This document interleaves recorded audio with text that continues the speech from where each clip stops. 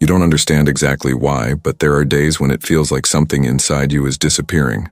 A silent part of your soul cries out for help, but no one hears.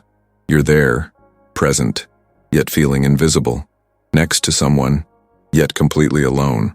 And maybe you don't have the courage to admit it yet, but there's a pain growing inside you, and it has a name.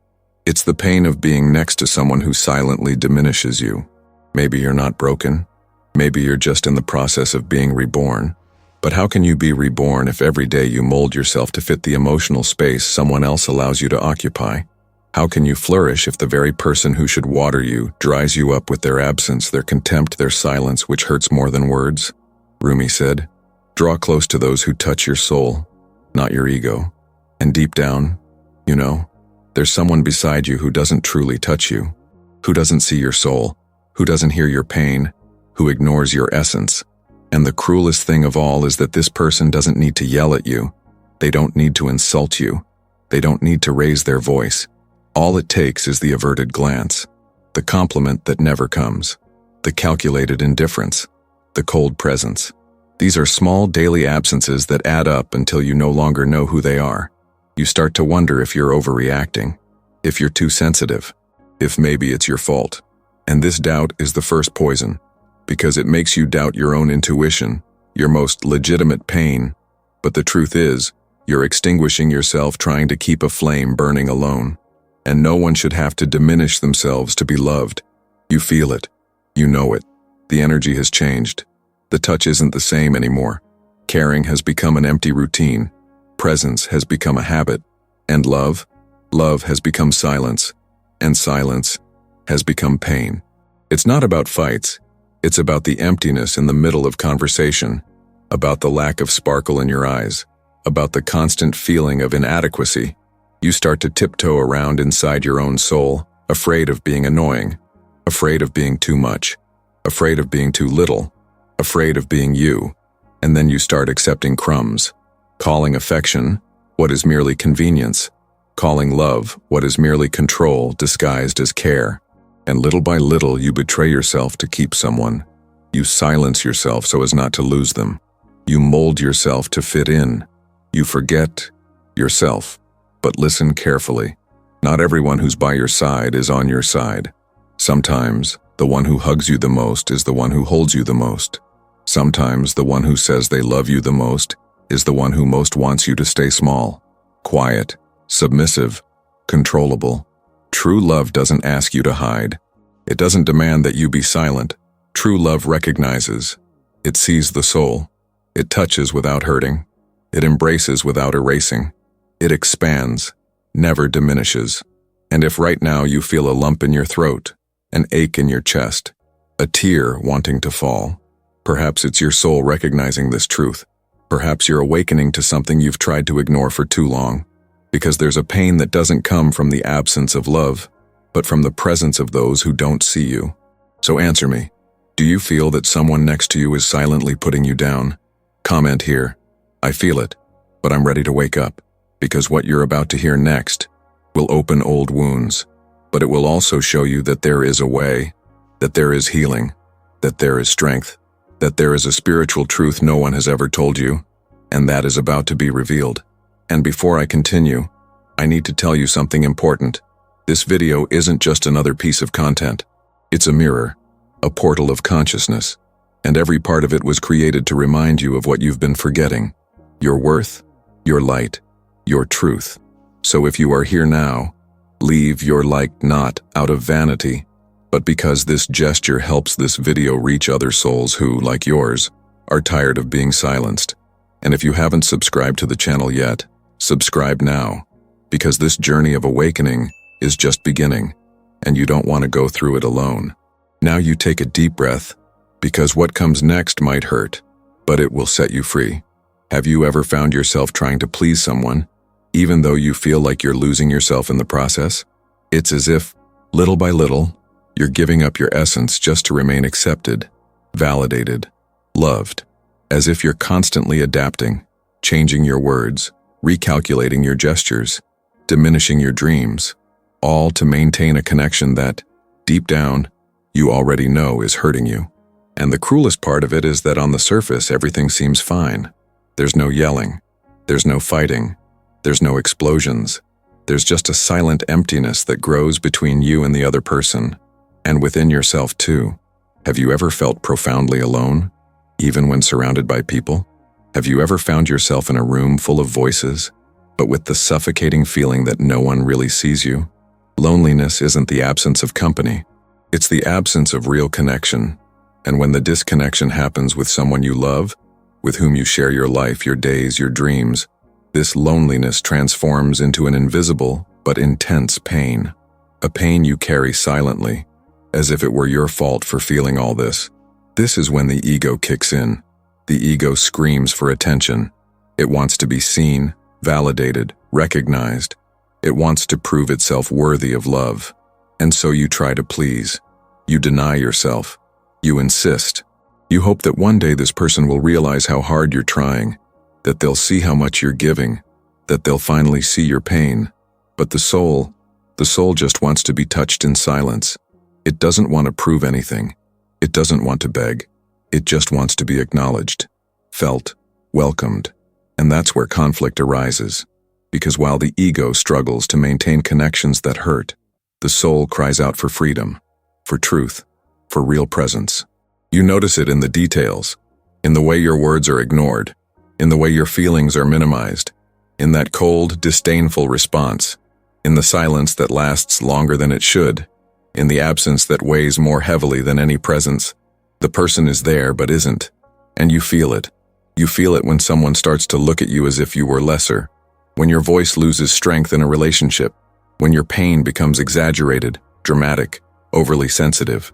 This is the pain almost no one talks about, the pain of being diminished in silence, of having to explain the obvious, of having to justify your pain to those who should embrace it, of having to convince yourself that everything is okay when it clearly isn't. You feel a lump in your throat, a weariness in your soul, a desire to disappear, not because you want to disappear, but because you can't stand not being seen anymore. And maybe you're there now, reliving this cycle, trying again to find meaning where there's only absence, giving more than you receive, waiting for something to change, for the person to change, for time to heal. But have you ever asked yourself what you're sacrificing in the name of this waiting? Have you ever realized how far you're pushing yourself away just to stay close to someone who doesn't know how or doesn't want to see you? This is the invisible problem, the wound that doesn't bleed, but consumes. The silent war you wage every day, smiling on the outside and screaming on the inside, because the world taught you that being loved means adapting, that being strong means enduring, that being mature means letting go. But Rumi said, "The wound is where the light enters you." What if your pain is trying to show you that this isn't the way? What if the discomfort is your soul's call, asking you to stop betraying yourself? How many times have you kept quiet to avoid conflict? How many times have you held back tears to avoid appearing weak? How many times have you smiled, even when you felt like screaming? This kind of suffering is the loneliest there is, because it's invisible even to those around you, and it makes you question your own reality. It makes you doubt yourself. It makes you believe you're overreacting, that you're being too sensitive, that maybe the problem really is you. But it's not you. It's the environment you're trying to survive. It's the lack of reciprocity. It's the emotional absence disguised as routine. It's the disconnection you're trying to patch up on your own. And that's not love. Love is where your soul can breathe, where your silence is heard, where your pain is welcomed, not ridiculed, where your light isn't bothersome but celebrated. You deserve a love that doesn't ask you to be silent, a love that sees you whole, even on the days you feel broken, a love that touches your soul, not your ego, because the ego only wants to be fed, but the soul wants to be recognized. If this text spoke to you, comment here. I'm tired of shrinking myself to fit in, because sometimes, just writing this, something inside you starts to heal. And what comes next is the next step toward that healing. You don't suffer because you love too much. That's what they made you believe, so you'd accept emotional crumbs as love. The truth is, you suffer because you're trying to find healing in the same place that hurt you. You're insisting on seeking shelter in the hands that let you fall. You're waiting to be seen by the eyes that chose to ignore you. You're seeking comfort where there's only emptiness. And no matter how hard you try, how much you give, how much you bend, the emptiness remains there, intact, like a cruel mirror that reflects back to you the reflection of your own absence. It's painful to admit this, because part of you still believes it can be different, that if you try a little harder, if you're more understanding, more patient, more silent, then maybe that person will notice. Maybe they'll understand. Maybe they'll change. But deep down, you already know you're hurting yourself in the name of a baseless hope. You're nullifying yourself for someone who doesn't want to, or can't, reach you in the depths where your soul resides. The ego chooses out of fear. Fear of being alone. Fear of being rejected. Fear of not being enough. And that's why you so often cling to what hurts. Because the ego prefers the known pain to the silence of the unknown. The ego wants to have someone, even if that someone doesn't truly see you. Even if that someone is, little by little, extinguishing your light, suffocating your essence, diminishing your soul. But the soul recognizes through connection. It knows when it's being seen. It senses true presence. It vibrates when it finds reciprocity. The soul isn't content with shallow relationships. It needs depth, exchange, truth. And that's why even trying to convince yourself that everything is okay, you feel this silent discomfort, this tightness in your chest, this sadness that has no name. It's your soul saying, "You no longer belong here." Rumi said, "Don't look outside for what can only be healed inside." But that's almost always what we do. We look outside, in people, in promises, in crumbs. We think the other person holds the key to easing our pain, that someone's love will fill that hole, that if he or she changes, everything will finally make sense. But it won't, because no one can give you what you haven't yet given yourself. No one can heal you if you continue to hurt yourself with choices that deny your truth. There's a spiritual root to this suffering, and it's not in the other person. It's in you, in the place where you began to believe you needed to deserve love.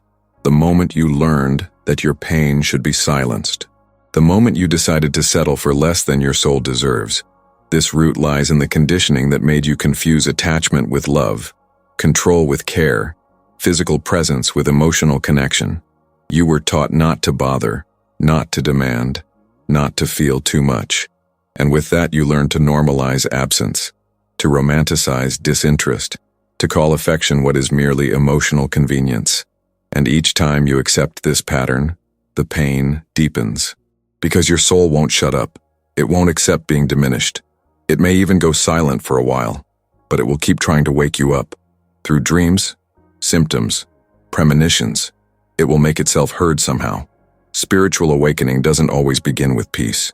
Sometimes it begins with pain, with breakups, with difficult truths, with the recognition that you're living a lie, that you're pretending to be well to maintain a connection that weakens you, that you're feeding a cycle that makes you sick. And that's when everything changes, when you stop running from the pain and start listening to it. Because pain, when faced with courage, becomes a path. When you stop seeking in others what can only be found within yourself, you begin to access a power that has always been there, but which you couldn't see. A power that doesn't shout, but whispers, that doesn't demand, but guides, that doesn't bind, but liberates. This is the power of the awakened soul. And an awakened soul no longer accepts being touched halfway. You need to understand that your healing won't come from that person. It won't come from a message that never arrives, from a gesture you keep waiting for, from a change that only exists in your imagination. Your healing will begin when you stop asking for love and start giving yourself presence. When you stop looking for answers in the eyes of others and start looking at yourself truthfully. When you recognize that it's not your job to teach someone to love you. There's someone beside you who's silently diminishing you. And this silence is sickening your soul. You feel it, but maybe you're still trying to pretend you don't feel it. Pretend it's normal. Pretend it will pass. But it won't pass as long as you keep searching outside for what needs healing inside. It won't pass as long as you insist on remaining where your soul no longer fits. If what you're hearing has touched you in any way, write in the comments. My soul knows where it no longer belongs. Sometimes the simple act of naming what you feel is the beginning of healing. And what comes after that is what your soul has been waiting for. What no one told you is that desiring isn't the same as seeing, that being close isn't the same as being together, that touching someone's body doesn't necessarily mean touching their soul, and maybe that's why you still confuse desire with connection. Maybe that's why you remain where your essence no longer breathes, where your soul lives muffled by a presence that doesn't feel you, by words that don't reach you, by gestures that don't truly embrace you. You've learned to confuse intensity with depth, to confuse attention with affection, to confuse companionship with connection. But the soul, it knows. It knows when it's being seen, and it also knows when it's being used as a frame to fill another's void. Not everyone who desires you sees you. Not everyone who seeks you recognizes you. Not everyone who touches you feels you. And that's what hurts the most, because you believed that being with someone would be enough, that sharing your days, your bodies, your promises would also mean sharing your soul. But that's not what happened. What you experienced was physical presence and emotional absence. It was touch without sensitivity. It was words without truth. It was the constant attempt to be noticed by someone who only knew how to look at themselves. You began to mold yourself, to become increasingly invisible within a relationship that required you to hide your depth so as not to scare others. That required you to stifle your sensitivity so as not to be called exaggerated. That required you to accept emotional crumbs with a smile so as not to be seen as needy. But the soul does not feed on crumbs. It does not survive on absences. It needs truth, connection, a silent presence that embraces without touching, that understands without explaining, that welcomes without judging. And that's why so many relationships fail, because they're built on ego needs, not soul encounters. The ego wants to fulfill its needs. The soul wants to expand in presence. The ego wants control, repetition, guarantees. The soul wants freedom, fluidity, surrender. The ego wants the other to fit in. The soul wants the other to overflow. And you feel this difference in your body. You feel it when you're compressing yourself to fit into the limited space of someone who doesn't know how, or doesn't want, to dive into your depths. But there is a key no one taught you how to use. Because this key isn't found in emotional games, nor in seduction techniques, nor in formulas for keeping someone interested. This key lies in recognizing that true connection doesn't scream, doesn't beg, doesn't demand.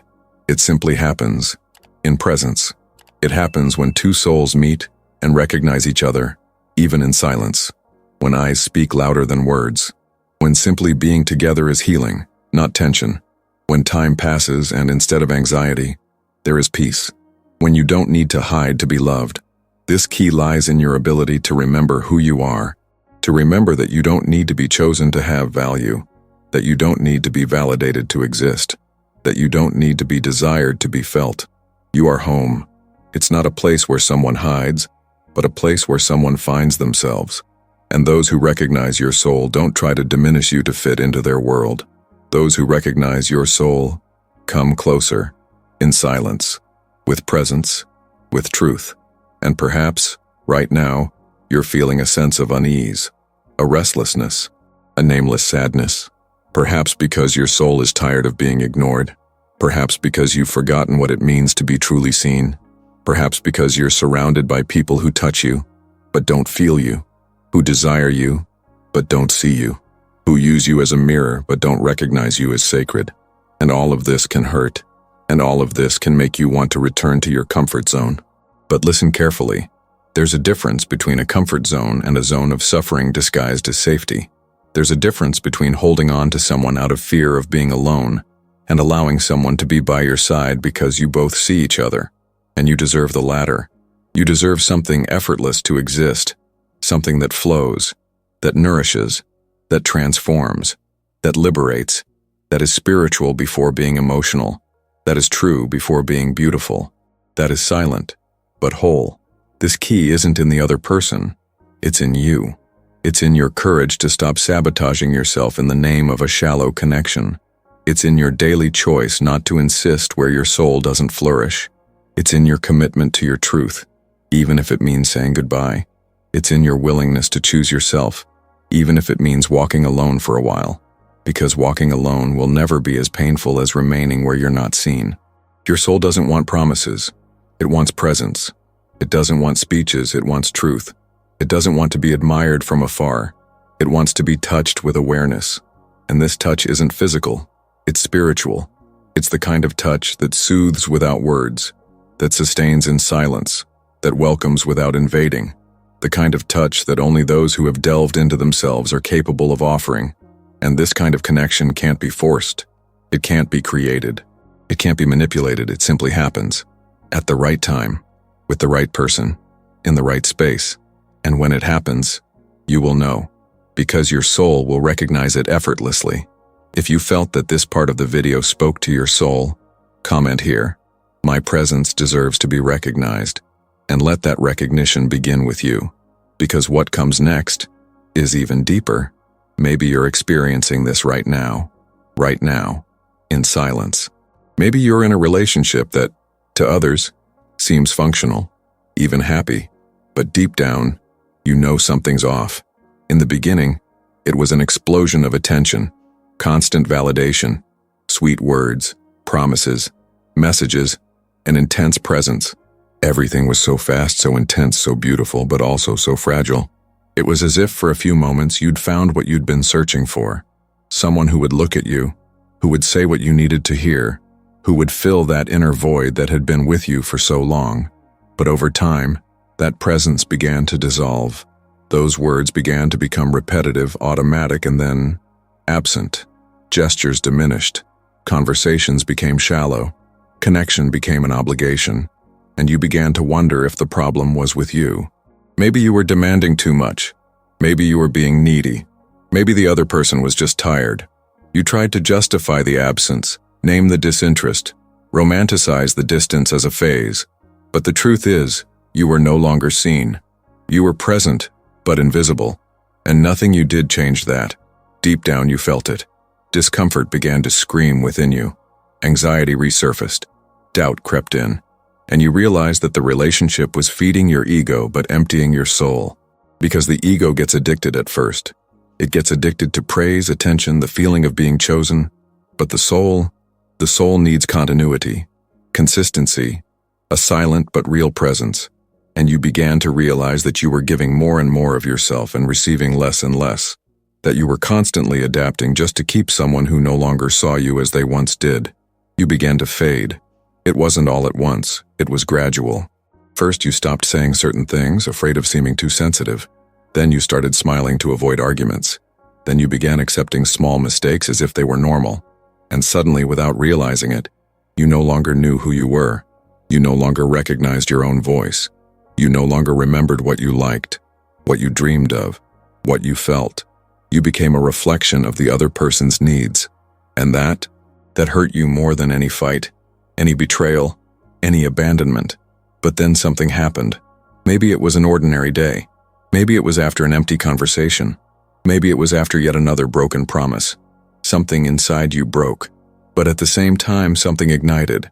It was as if your soul, stifled for so long, finally screamed loud enough for you to hear. And in that moment, you stopped. You stopped chasing. You stopped trying to be understood. You stopped justifying absences. You stopped begging for love. You finally began to listen to the one who touches you inside. And it wasn't easy. Because when you start listening to your soul, your ego despairs. It misses the validation, the drama, the excitement, the company, even if empty. It tries to convince you that it's better to go back, that it's safer to hold on to what you know than to open yourself up to the unknown. But the soul doesn't back down. It may have waited silently for a long time, but when it awakens, it demands truth. It no longer accepts remaining in places where there is no depth, where there is no exchange, where there is no recognition. That's when you notice the difference. Before, everything was agitation, emotion, confusion, fear. Now, there was silence. But it was a different silence. A silence that healed, not hurt. A silence that brought answers, not doubts. A silence where, finally, you could hear yourself. And in that space, you found yourself again. You found your voice, your strength, your essence. You stopped searching outside. You stopped begging for love. You stopped waiting for someone who never arrived whole. And you began to rebuild yourself. Not in haste, not in desperation, but with presence, with respect, with truth. You began to care for your wounds with more kindness.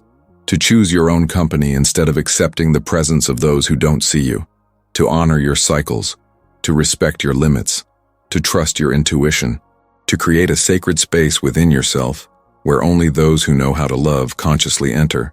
And maybe you still miss them, not the person themselves, but the idea you created of them, the projection, what could have been. But even that, the soul understands. It doesn't reject longing, but it doesn't cling to it either.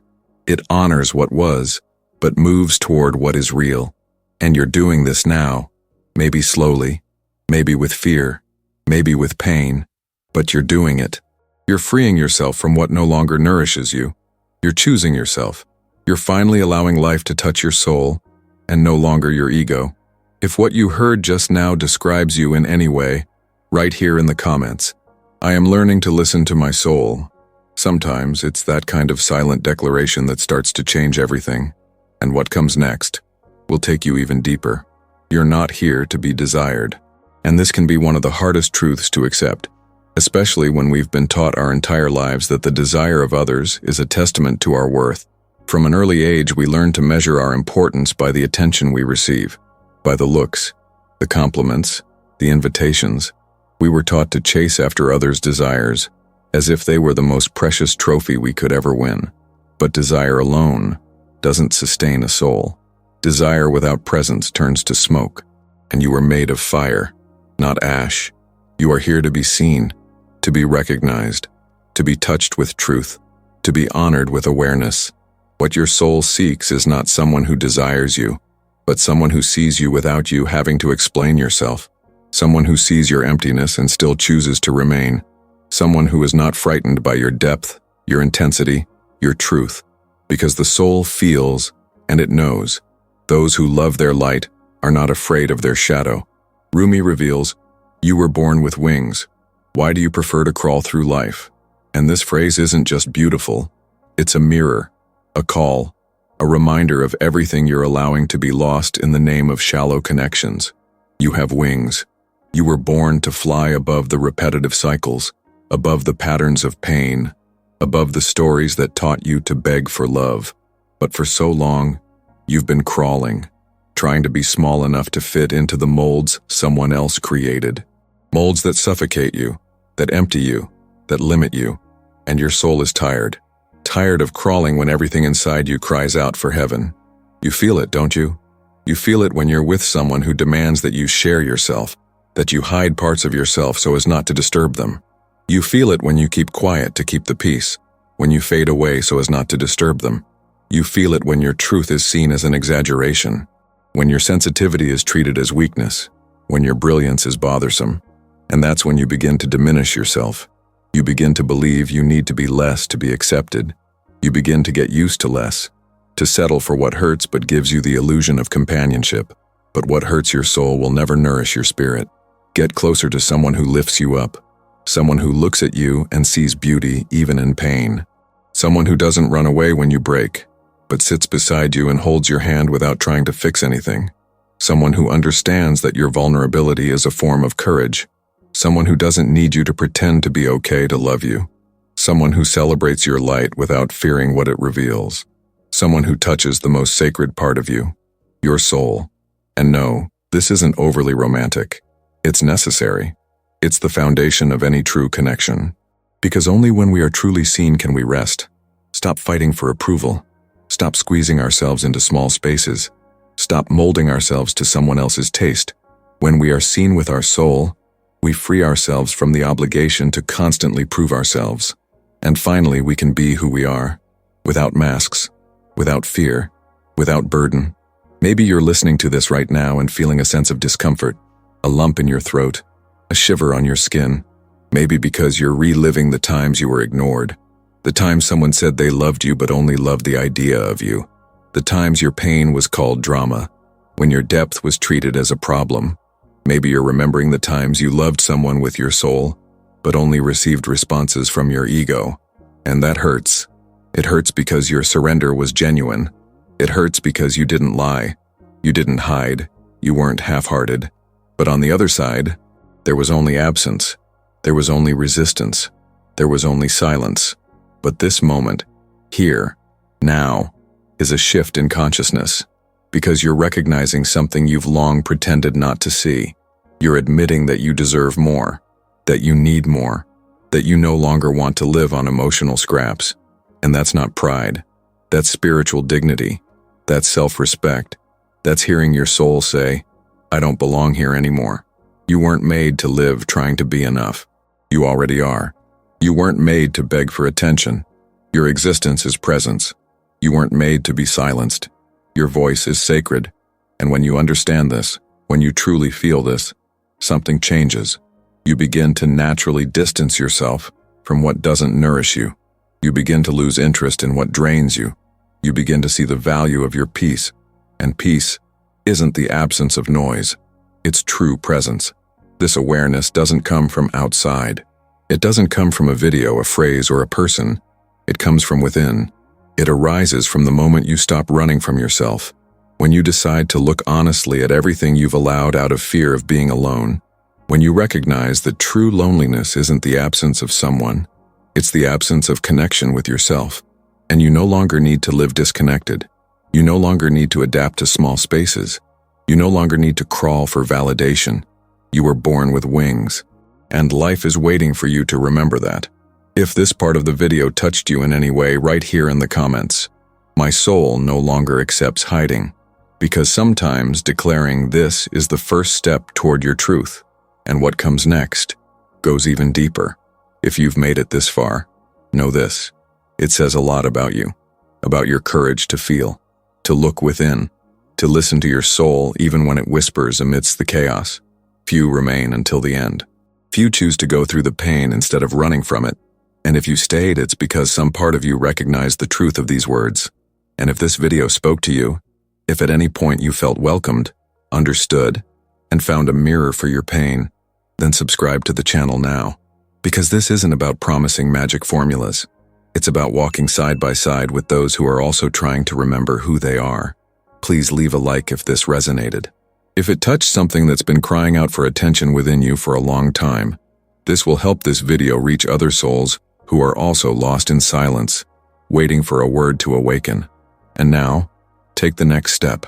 The video appearing on the screen is the continuation of this journey. It's the thread that connects everything you've begun to feel here. Click. Watch.